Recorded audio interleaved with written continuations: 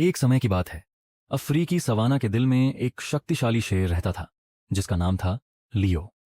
वह जंगल का राजा कहलाता था और अपनी ताकत, साहस और जानवरों पर अपनी बुद्धिमानी से शासक होने के लिए प्रसिद्ध था।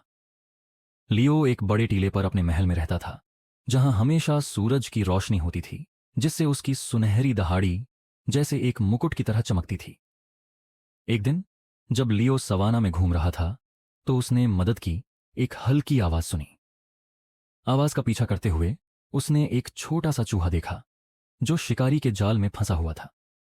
अपनी ताकत और आकार के बावजूद लियो कुछ समय के लिए रुक गया, लेकिन फिर उसे याद आया कि सबसे छोटे जीवों की भी अपनी अहमियत होती है। उसने अपनी पंजे से जाल को काट दिया और चूहे को आजाद कर दिया। चूहा डरते हुए लियो की ओर देखता हुआ बोला, धन्यवाद महान शेर, मैं हमेशा तुम्हारा कर्जदार रहूंगा। अगर तुम्हें कभी मदद की जरूरत हो तो मेरा नाम पुकारना, मैं वहां आ जाऊंगा। लियो हंसते हुए बोला, चिंता मत करो छोटे दोस्त, तुम अब आजाद हो, तुम्हें कोई रीपे करने की जरूरत नहीं है। और चूहा खुशी खुशी वहां से दौड़ते हुए चला गया।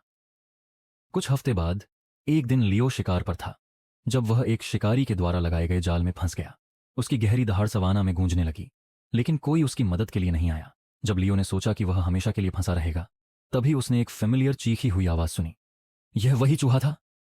चूहे ने लियो की मदद का एहसान याद रखा और अपने दोस्तों के साथ आया।